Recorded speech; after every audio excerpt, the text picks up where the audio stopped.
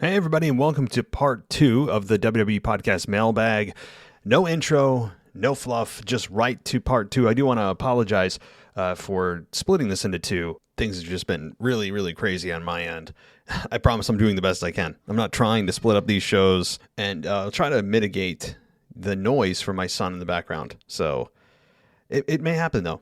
In fact, it's likely. So let's just jump in, guys. Let's just jump into the part 2 of the mailbag and start with some patrons who I missed in the first round, but now are going to be priority in part 2 here.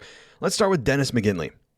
And Dennis writes in and says, "Hey, Matt, so if it's Brock and Bobby for the WWE Championship at the Rumble, I have Seth somehow enter himself into the match at the Rumble to make it a triple threat. I still believe that Seth can become the new WWE Champion. Now when WWE talks about this fatal 4-way match, like at day 1, then at the last minute, you add a person and you have a fatal 5-way. Please explain how it could go up to a fatal 8-way. Just crazy how how it can move just in a few minutes. It's originally called by WWE a fatal 4-way match." So, Dennis, I think that you may have something here that Seth could eventually become WWE Champion, and that if he worms his way into this matchup, it's likely he would win, because I don't think they want Brock Lesnar as WWE Champion for very long. He is going to be focused on solely on Roman Reigns heading into WrestleMania season. So I think that Brock is likely going to drop the belt at Rumble to Bobby. Now, I think that if you add Seth, if Seth gets added, Seth immediately, I think, wins. Because we've seen Bobby as champion before. We just essentially came off of it a few months ago. So to me, it's not interesting for Bobby to win.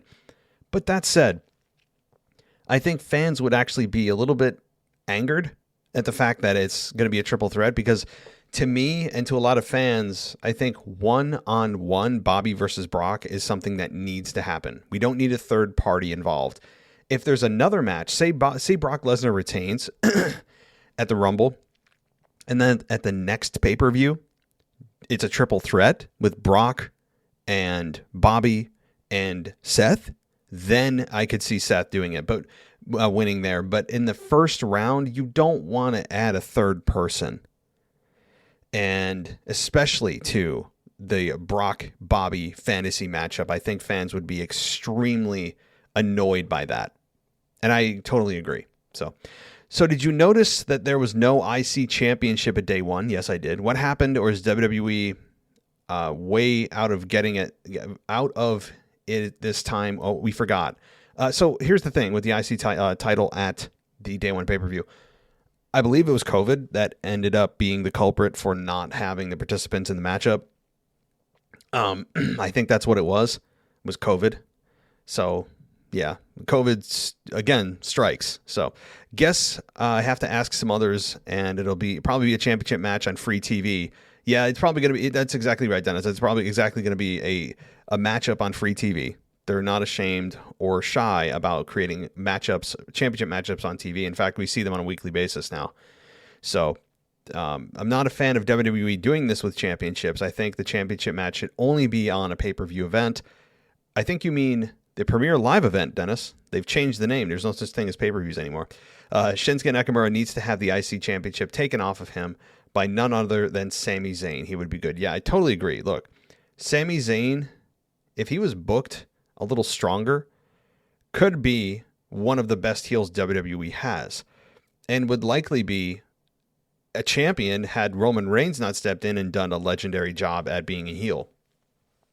Sami Zayn, unfortunately, as good as he is on the mic, as good as he is in the ring, the issue he has is that creative books him as a very cowardly, weak, easily beatable heel. You know, he very rarely looks strong coming out of a match. And when you have that kind of a heel, you never take him seriously. He's more just a nuisance that you know is eventually going to get flattened by the babyface. And you can't get behind a heel like that. However, the Intercontinental Championship being taken off of Shinsuke Nakamura is a good thing if you're going to put it on Sami, who can actually cut promos. He's as good in the ring as Shinsuke, if not better in some ways. And he'd be fun as IC champion. No doubt about it. I hope that this happens. And I really feel bad for Shinsuke because he is the victim of just neglectful booking by WWE. They did the same thing with Asuka and the Raw Women's Championship for 6 months. It's embarrassing. Okay, final point. So, Matt, you were talking about things to look forward to in 2022. You said that Roman Reigns, you don't see him losing the championship. I think Roman can't be the Universal Champion forever. It's like bread. If you leave it out for a long time, it's going to get old and stale and mold. I understand he's a heel and you hate heels, but there comes a time when WWE and creative have someone that they could use to take it off of him. I think a younger WWE or NXT star taking it off of him, either that or Drew does it. I could be wrong, but a fan turn on Roman. Just the longer he's champ. That's my opinion or rant on that. Take care. Have a nice night. Talk with you next time. So, Dennis, yeah, look, I get it. You know, I understand that he can't be champion forever. It's not going to happen, right? It's not possible. He's not going to be champion forever. No one is. But I get I get the gist of what you're saying, that, there has to be somebody that they can use right now to take it off of him. But who is that person? Drew? Drew's probably the best candidate, but Drew's already a made man. He's not the worst person in the world to do it, but I still believe it should be a younger talent that they build up, like a Braun Breaker, and they bring up, and he's a beatable, credible threat to Roman, and that's where Roman's streak ends. That is to me, the best way to do it. Now, I know that your analogy of the bread being left out and it gets stale and moldy, but is Roman really stale and moldy at this point? I mean, Roman is the biggest ratings draw that WWE has right now. And tonight on SmackDown, when he goes face-to-face with Brock, presumably, it's going to be the highest rated segment. He has carried SmackDown. He's carried WWE now for 18 months or 20 months. So I understand what you're saying, but imagine it, though. Imagine Roman Reigns going through 2022 and not losing the belt. Fans are going to lose it. Fans are going to be up in arms. Fans are going to be just begging for somebody to finally come and knock Roman off his perch. But isn't that the point? Isn't that the point? Now, I will concede this, that Roman is running out of opponents. He's running out of them quickly. At least ones that are credible or believable in some respect to beat Roman. You could always recycle programs. I mean, you could have Cesaro go back in, but to me, the number of quality opponents for Roman is dwindling and dwindling quickly. That's the problem I see, the more of the problem, which is why we're also going to see the Brock Lesnar Roman Reigns program likely be strung out as long as possible because they don't have another solid opponent for Roman in the wings. That's a problem. So I agree with that. So, Dennis, thanks so much for your points, and we will definitely be talking next week. Let's get to Miller. Miller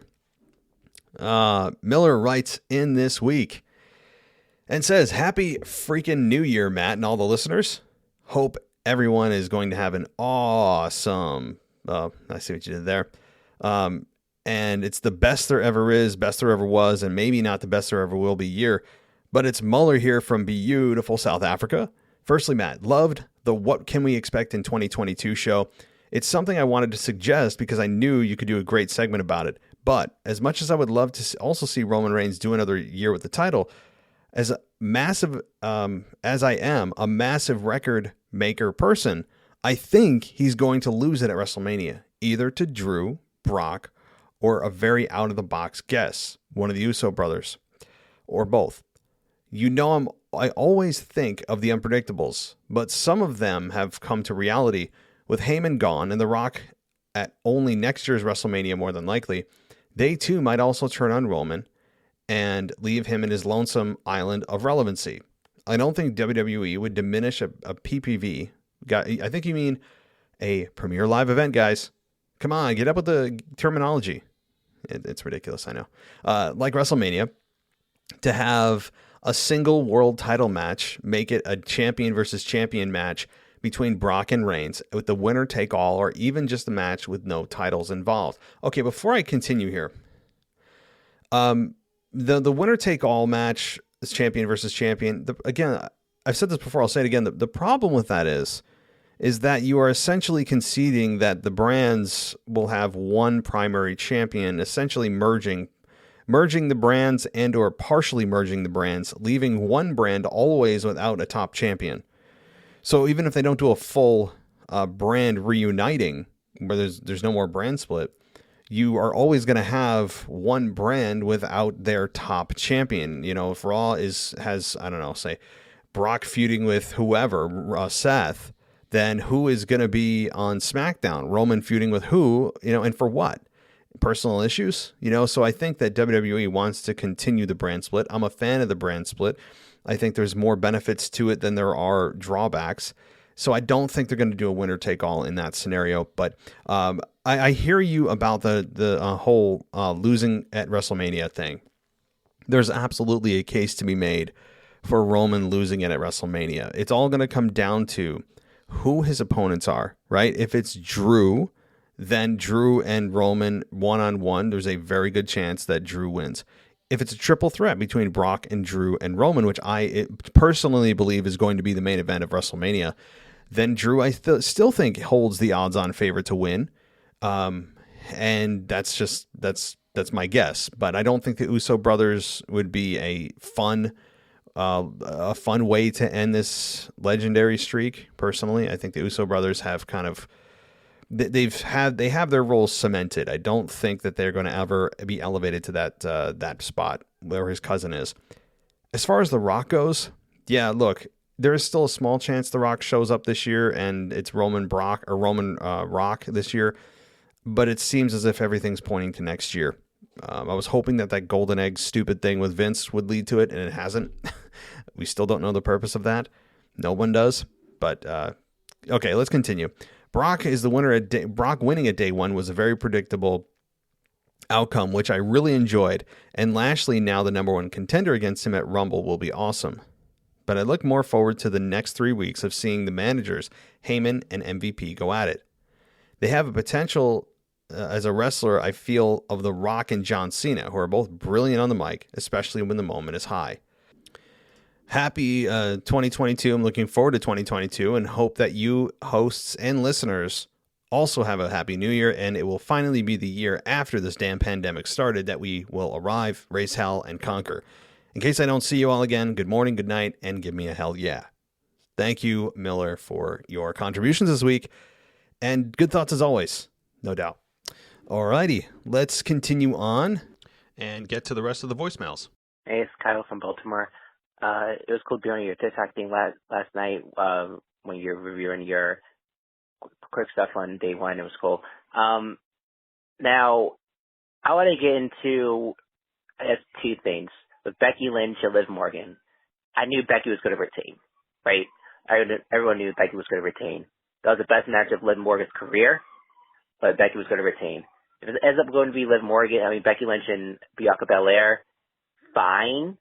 I just hope that it does not end up being she doesn't win the Royal Rumble match again, and it'll be Sasha, and who at the end of the day, I think at the end of the day, WrestleMania will probably be Becky Lynch and Bianca Belair and Sasha Banks and Charlotte Flair at WrestleMania. So I think that's what the end result will be. So my question is, though, moving forward, headed into Raw, what are they going to do in terms of the top stars in the women's division? Because they only care about, they say this forever, but WWE only cares about Sasha, Becky, Bayley, and Charlotte. And now they're probably doing something with Bianca Belair. But that's pretty much it. Everyone else in that women's division, they don't matter. And they got rid of Toni Storm. If your name is it Sasha, Becky, Bayley, or Charlotte, then it doesn't matter. And unfortunately, it's like no one can get over. So that's the problem. One last thing about Brock Lesnar. I don't like the fact that he won the WWE Championship. I know they had no other choice because Roman Reigns wasn't there. But I think, was he going to win the Universal Championship? Had that match happened as planned? Who knows? That's what I'm starting to think. I knew Big E was going to lose the title, but I wanted it to be to Seth Rollins, not Brock Lesnar. But we'll see what happens on Raw tomorrow night. But that's my 2 cents on day one. Thought overall it was a really good show. And those 2 matches were really good. But those are my thoughts on those 2 Pacific matches. So that's it. This roll call. Bye. Hey, it's Kyle from Baltimore. Real fast. I did a call like a few days ago. I was listening to your Raw review about the women's segment, and it's going to be the triple threat match is happening next week on Raw. The winner of that match is going to face Becky at the Royal Rumble 1-on-1. So that's what's happening. You probably know that already from the rest of your calls, and I could probably would have mentioned it, but I think I'll mention it here too. So it's something to swallow. But that's it. This phone call. Bye. Hey, Kyle, thank you for contributing this week, as you do every single week. So your question about the women's division, right? Because it seems as if they only care about the 4 horsewomen and then Bianca. And, at times it does. And they need to use those women to help build new women, new stars. And a lot of times they, especially right now, it doesn't seem like they're doing that. Although you could argue Liv Morgan is in a much better position, even though she's lost twice to Becky, that she's in a better position than she was just a few months ago. But Liv Morgan's win-loss record is god-awful, That said, you also have the return of Alexa Bliss. Where does she stand? You have potential NXT call-ups. And, the dark horse somewhere on the roster, right? Like maybe Dana Brooke comes out of nowhere. I mean, I mean that kind of half joking. But it's possible. And, we have to look at this and say, you can't just rotate the belt between the same people all the time. You need to eventually move outside of your comfort zone. So I think Alexa Bliss is going to make a big impact. On top of, where does Asuka land? These are 2 big stars that are slated to return. So you do have some moving parts and helping build new stars at the same time. And, you also have Shotzi on SmackDown. I know we're not talking about SmackDown, but still. So thank you, Kyle, for your question. It is a valid concern with the women's division because it is a bit of a mess right now, even with Becky as champion. And when I say mess, I mean that in the context of them building new stars well, right? Like the ability of them to build new stars. And Liv Morgan has gotten some momentum, is a better performer than she was just a month ago. But is she at the level of Becky? Not yet. Not yet. And we'll see. All right, Kyle, thank you for your questions, and let's continue. All right, guys, it's Memphis Mark coming to you from Mullet Manor. Going to go over, day one. Let's just go ahead and we're going to grade them out, and I'm going to see, Matt, what you think about my observations. We're going to start from the worst and go. I'm going to say Drew's match, 11 minutes, too long. Okay match. I'm going to give it a D. That's what I'm going to do. I'm going to give that a D. All right. And then we're going to go to Edge and Miz. Now, I loved Edge's entrance. That was good. The match, it is what it is. But Beth's music didn't come on at the right time. So she kind of stood there an awkwardly long period of time until her music hit. So a little production mess up, but overall I'm going to give that a C minus. And then we've got RK Bro and the Street Profits. Good entrance for RK Bro, I guess, and okay match. Nothing great to tell you though. Nothing just stands out in my mind, so we're going to give that a C minus. All righty here. And then we have one more C minus here, unfortunately, and that's New Day and the Usos. Now, when you want to talk about New Day and the Usos, all you do is go, I don't know if you old people remember, or your young people know about, you go to your deck and you just hit play or replay, because they've been doing this for 10 years. Now, 10 years, of course, you're going to have a chemistry, and the match itself, they do all the moves, they do everything. I mean, everything, there again, nothing great to tell you about. but it's the Usos and New Day, and it's what do you expect? So we're going to give them a C minus also.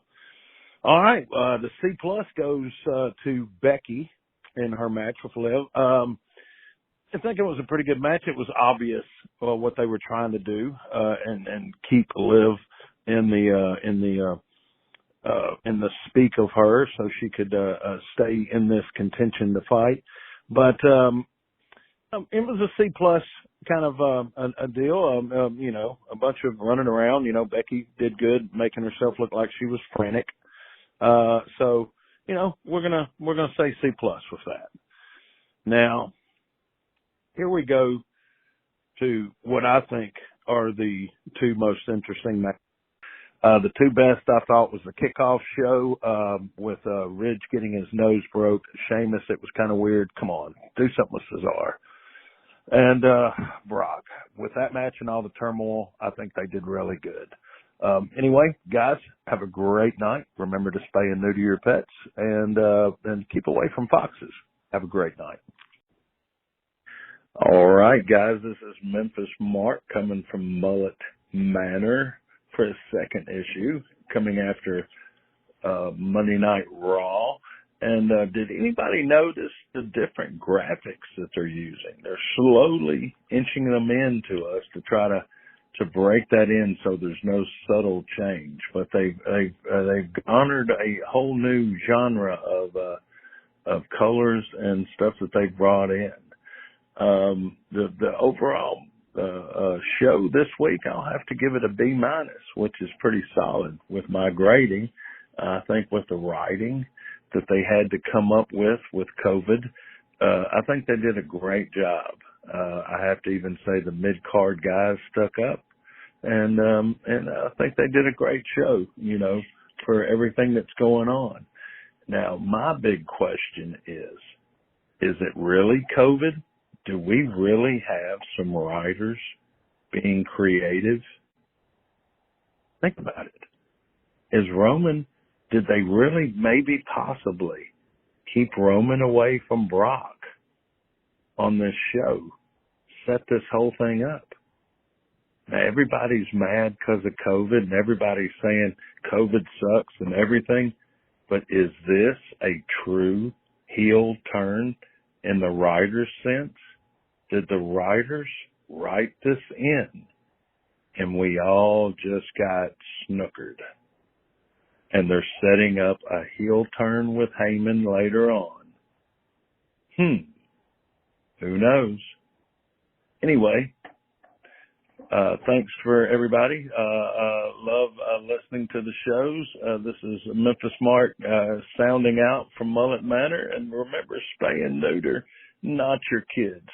And Matt, watch out for them foxes. Hello, Memphis Mark. Thank you for your voicemails this week. Had a few of them, and I stitched them all together as best I could. And so your grading, first of all, let me just say, I would not want to be in a classroom where you're the instructor and you have to grade my papers. I'll just say that. Because if you were, I would have to scrape by the skin of my teeth. You are a tough grader, my friend, but deservedly so, right? I mean, you have high standards, and grading is extremely subjective when it comes to pro wrestling.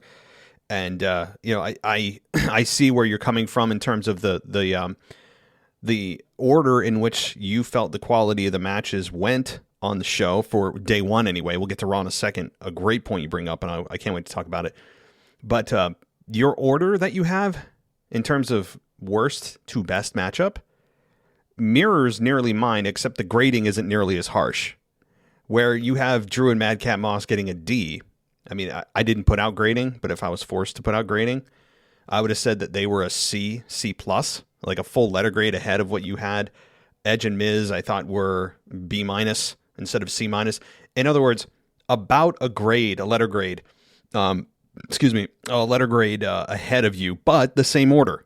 So you and I are on the same wavelength. You just are a rough and tumble grader. That said, though, you did talk about Monday Night Raw giving it a B minus. I would have given it a solid B as well. Maybe not. I would have taken out the minus. I thought it was a very solid show, But now that we're in WrestleMania season, do they really have a choice but to put out good shows? And the biggest thing that I wanted to talk about that you brought up that no one's talking about, I haven't thought about, was the Roman Reigns COVID excuse just that? Was it just an excuse for Brock and Roman to stay apart and for Roman to do everything he can to avoid Brock Lesnar? Was it? The thing is, will we ever know? No, I don't think we will, because if it was ever brought in storyline that Roman Reigns purposefully failed or somehow was able to manipulate the testing so he didn't have to face Brock, if that was ever revealed, the thing is, you can't play with fire that's actually real. Like, COVID's a real thing. So if they were ever to bring in storyline that stars are manipulating their COVID tests, I think some people and the perception of the company would be that why go there? Because now you have to look at it and say, well, what's real, what's not? It's just dangerous territory, but it's clever. It's clever. Now, if they're not going to bring it in story, and it's not going to be brought up that Roman Reigns purposely failed the COVID test so he didn't have to face Brock, then it's something that's to happen behind the scenes that the writers said, hey, COVID's a real thing, guys. Who's going to question Roman Reigns failing a COVID test? Who's going to question that, and how would they ever know? The answer is you wouldn't, which is, you're right. Maybe the writers and Vince decided to use that as a very convenient way to manipulate the story that they want to tell. It's a hell of an idea. One that is now going to get me thinking and everyone else thinking. If I was to still guess, though, if I was forced to actually make a real decision, I think it's real. I would think it's real, given the fact that you can't create a main event like Roman Reigns and Brock and then not deliver at an event like that. Like, that's a pretty crappy thing to do. So Memphis Mark, thank you so much for your contributions. As always, great and a joy to hear you. And once I'm back on my feet with the kids' sleep schedule and everything else, we will be in touch. All right, let's continue on with the voicemails. Just a few more. Hey, Matt. Brad in New York. A couple quick things. So basically, I'm really, really still shocked at the Brock Lesnar win at day one. I really can't believe it. I just was so surprised that they gave it to him, because I feel like in a lot of ways it negates the whole thing with Roman and the feud, because, you need a champion on each show, in my opinion. Maybe they don't view it that way, but I think, if you watch Raw, so much of that show centers around, the WWE Championship and what's going to happen with it, and it's a 3-hour show with a lot of time to fill. And if you're going to have basically the feud be Brock and Omos or Brock and Lashley or whatever, that to me takes away a lot from the real feud with Brock, the most intriguing thing that maybe I've ever seen in WWE, which is the whole Roman, Paul Heyman, Brock Lesnar thing. So I don't know how they're going to handle that. Also, with Brock being a part-timer, who knows, maybe he's now a full-timer now that they gave him this belt. I'm not saying he needs to be, but I think Raw needs him to be. So I don't understand how this is all going to work, but it's just a really crazy thing. Very intriguing, very interesting. Can't wait to find out what happens next. But with this mailbag airing, I guess on Wednesday, I'm going to Friday Night SmackDown on Friday, as I've told you a few times. What do you think this means for the Friday Night SmackDown? Do you think this is going to be a waste of my time? Like, do you think, I know Drew McIntyre's out, or do you think this is going to be a good one to go to? Thanks, man. Great job, and I think I'm running out of time, so I'll let you go. Hey, Matt, it's Brad in New York again. Sorry for the second voicemail, but I was just thinking about it, and I don't think that Roman really had COVID. I don't think it makes sense, because after watching Raw last night, it ends with Brock Lesnar. This is 2 days after he had COVID, supposedly, saying, I'll tell Roman I'll see him on Friday at SmackDown. So that means that they know that he's 100% fine and ready to go for Friday. And to me, if he really had COVID, they wouldn't have said something like that. So I don't know. I think maybe this was the setup all along. Say Roman Reigns is unexpectedly out.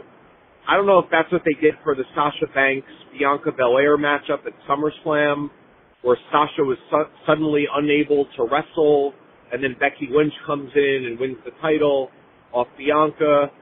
But I mean, I don't think it would be unprecedented for them to do that, and I think it was also an easy way to get off something and then extend it for a longer period of time if they figure that's what they want to do at WrestleMania.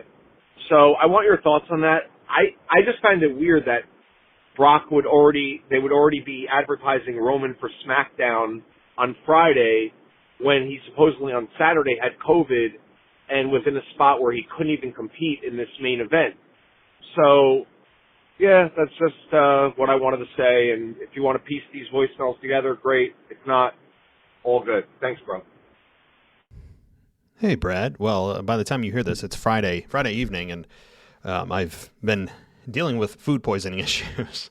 I delayed this show like 2 days, and I just been busy, and then I got food poisoning last night. I'm still feeling kind of crappy, so I'm in between bathroom runs, if you get my drift, on this show. Not that you guys needed to know that, but there it is. So, Brad, first of all, I wish I was able to give you more commentary earlier before you went to the show tonight, because as I speak, you are probably at the show or on your way to the arena or there in your seat. So that said, I think it is absolutely worth going. Why? 2 words, Brock Lesnar. Brock Lesnar is going to be there. And, how many more times are you going to have an opportunity to go to a wrestling show where Brock Lesnar is going to be there? It may not happen again. Right, where you are or where I am, if anybody has an opportunity to go and see Brock Lesnar, by all means, go see him. And he's going to confront Roman Reigns. And like you said, the COVID thing, I addressed this earlier with Memphis Mark, who brought it up, and now you're bringing it up. You guys are smarter than me. I didn't even think about it. But here's again a little bit more against why it may not be BS. And that it may actually be real.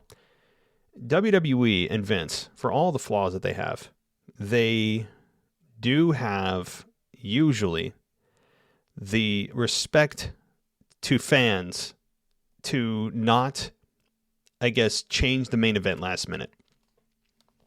They do not like to announce matches and then not be able to go through with them. And nobody can tell me that you couldn't come up with a finish there that would have achieved your goal. There's a million ways in which to achieve a goal that you're trying to achieve. So I really believe it was COVID related. And you're saying, well, it's too soon. But if you're asymptomatic and he quarantined, the CDC says you only have to quarantine for 5 days. Now they've flip-flopped on that back and forth. I think there's a lot of political reasons behind it. But nonetheless, I think he's out of quarantine and he's probably fine. Otherwise, they wouldn't have him come to the show. So maybe he was asymptomatic. He did his quarantine time per the regulations, and he's good to go. Because if you remember, that happened on Saturday. And if the quarantine time was 5 days, then you're good to go. So that's what I think. And I know you're surprised about Brock Lesnar winning at day one. I was too. Very surprised, honestly, because I thought Big E was going to retain. I wanted Seth Rollins to win, but I thought Big E would retain. Yeah, look, the other thing is too, as I just mentioned with WWE not liking to go back on matches or announce things that they can't actually follow through with, they know, Vince knows, that you erode the goodwill of fans if you do this on even a semi-regular basis, that people will start to not have faith in the company if you start to pull this crap. And yes, they did it with Sasha. We still don't know what happened with Sasha at SummerSlam. Now you're going with potentially Roman Reigns not actually having COVID. It's just not a good thing to do for any reason to pull main events like this of such high caliber for any reason, because there's a million ways to book a match and it erodes away with the goodwill of fans. So that's what my 2 thoughts are. My 2 cents. I hope you are enjoying the show. I hope you do enjoy the show, and I'm looking forward to talking with you about it, because I'm interested to hear what the reactions are and the signs and all that kind of stuff that you get from a live experience. So thanks, Brad, and let's keep it rolling. Hey, Matt. It's Kyle from New York. I know I promised I was going to send a voicemail on last week during the Takeover show, but I was getting a new phone, so I didn't really have time. I was actually getting a new phone that day. I have a Galaxy phone now. Anyway, first off, Matrix Resurrections. Yeah, I saw it. I agree with Matt. It sucks. Spider-Man was way better. Anyway, before I get... No, I'll ask my wrestling question first. I'll ask a question about your podcast. My wrestling question is, so I saw day one, and I'm wondering what you think about the whole Roman Rock storyline. You're probably going to say it in your Raw review tonight, but if you don't say it, I'm just wondering, where do you think this is going? Do you think they're still going to go the original plan of Paul Heyman, you know, probably swerving Brock and still being with Roman, or do you think he's actually with Brock now for good?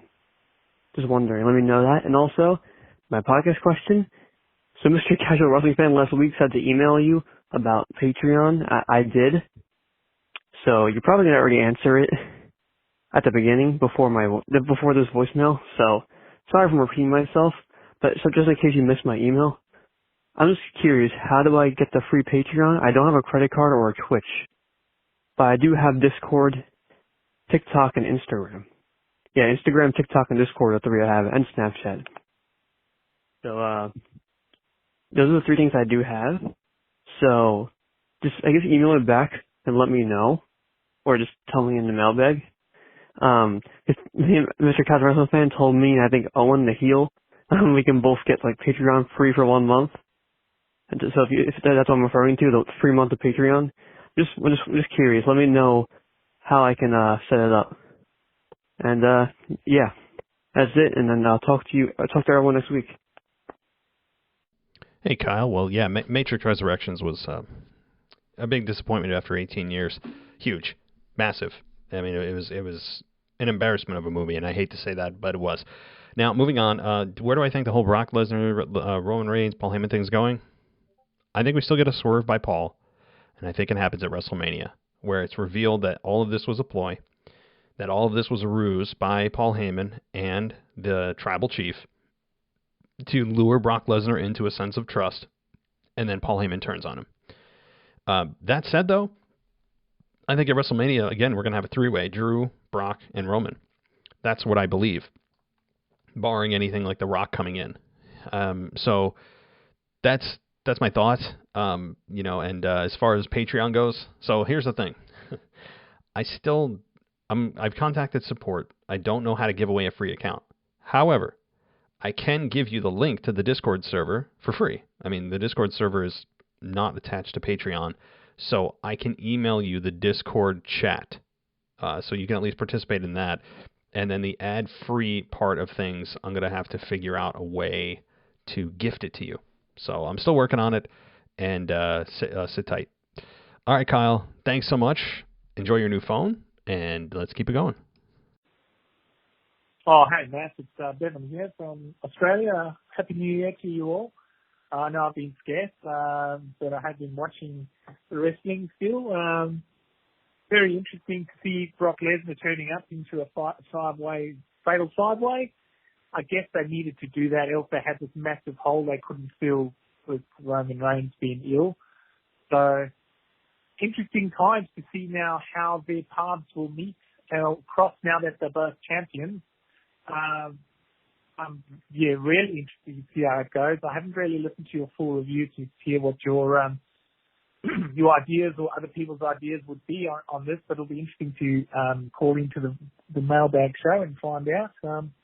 That's really my only rant, or not rant, my only comment, just to check in anyway, and hope you guys are all safe there, because over here it's an absolute farce with COVID. Our state finally opened their borders up with us all being vaccinated, and now we're all being slammed with COVID, and we can't even get a test. We have to line up from 2:30 in the morning to get a test, and then you wait, and then they close the testing facility down. It's leaving everybody very angry over here. You can't even get a rapid antigen test from the shop because you have to buy it. And it turns out that my son's daycare teacher has got COVID. and he was at school yesterday when she was sick, so we're now sitting at home. And we can't even go and get a test even if we wanted to. So far, thankfully, everyone is safe, so that's good, and we are well, and there's no symptoms, which is good.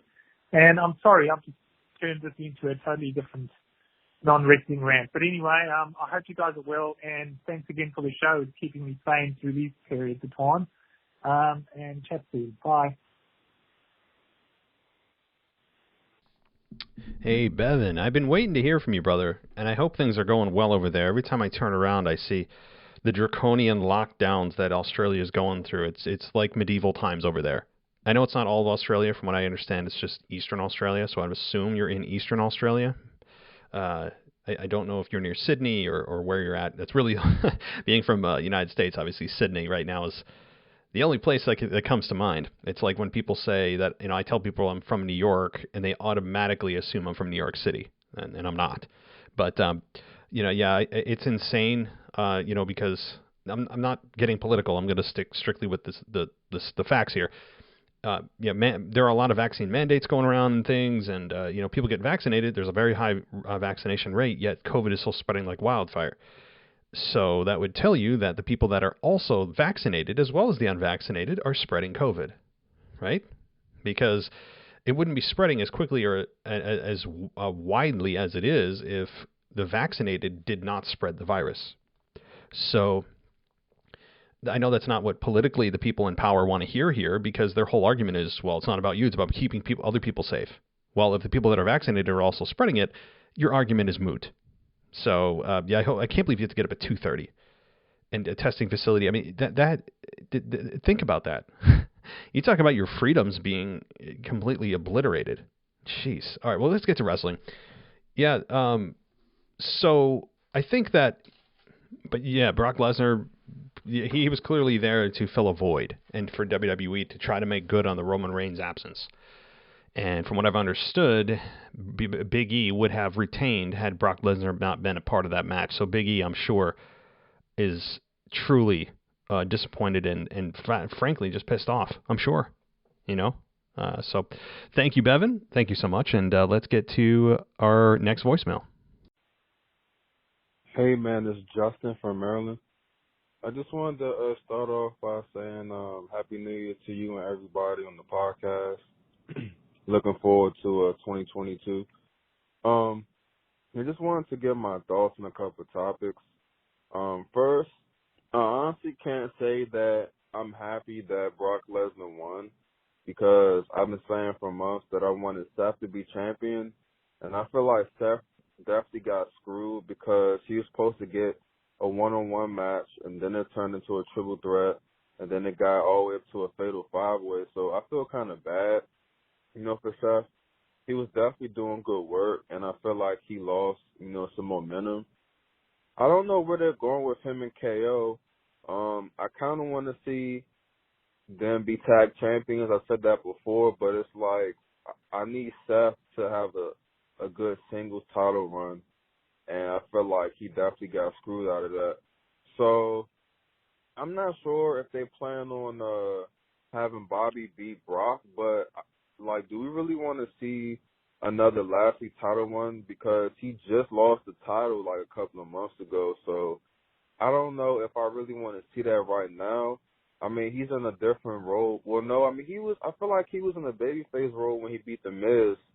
So he's still in the same role, but I'm not really ready to see him as champion again. I mean, it's fun seeing him in chase mode, but I don't know. It sounds like you want Lashley to win, or you think he's going to win, but I hope he somehow loses to Seth or KO.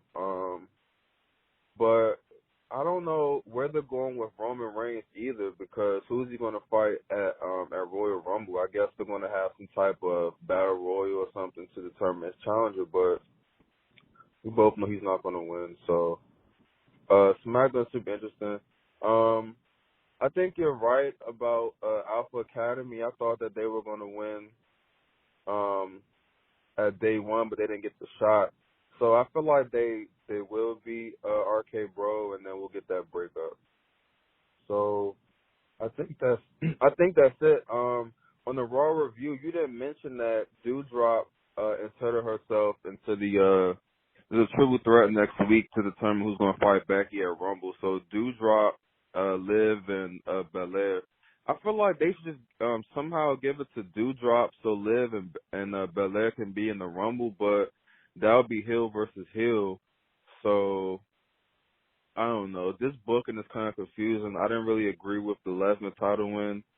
I mean, it's fun, but hey, it's Justin from Maryland. I had got cut off when I was finishing my point, but I was saying that I wasn't really excited to see Brock win. I felt like that he could have definitely been protected in that match. You could have had anyone else win that match with Brock, but I guess they wanted to give him another title run. I'm seeing reports that they might do a champion versus champion match at WrestleMania. I don't think we want to see that. So I don't really know where they're going. I just hope that they don't give Lashley the title right now. Somehow give it to Seth. Somehow, I don't know. Just give Seth the US title. I don't know. Damian Priest will probably lose that title around WrestleMania time, if not at WrestleMania. So I just don't know where WWE is going, so I guess we'll find out. But that's it, man. So my questions were for you is who do you think Roman will fight at Rumble? Hopefully it's not Drew, so I don't know where they could go. And then if Lashley isn't the one to take the title of Brock, then who do you think? So, all right, man, that's it. Can't wait to hear your responses. I'll talk to you next week. Justin, what's going on, buddy? Happy New Year to you as well. And you seem to be the closer, so to speak, on every one of these shows because you call in last. So I end up putting your voicemail last, and it's a good. I'm not complaining about it because I think it's a great way to end the show. You bring up so many points, and I'll try to address a few of those. So I think I get your message that you want Seth as champion. I think I got that much, and I'm with you. I don't think Brock belongs as champion. Do I hate Brock as champion? No. It's interesting. It does pop a rating. He's a big name, all that. But Seth Rollins is still the future, as well as the present. And he, as you said, has done such great work. And over the last several weeks has really just kind of, not screeched to a halt, but boy, has he slowed down. And that's no fault of his own. It's creative.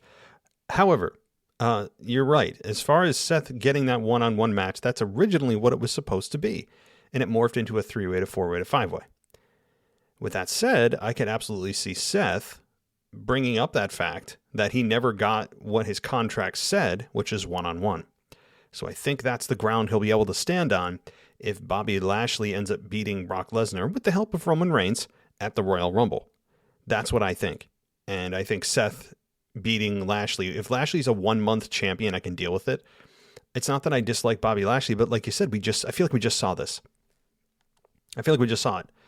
And if they're going to do a champion versus champion match at WrestleMania, I mean, I heard that too, and I'm not a fan because that would essentially mean that they're either unifying the championships or somebody's going to be a dual champion.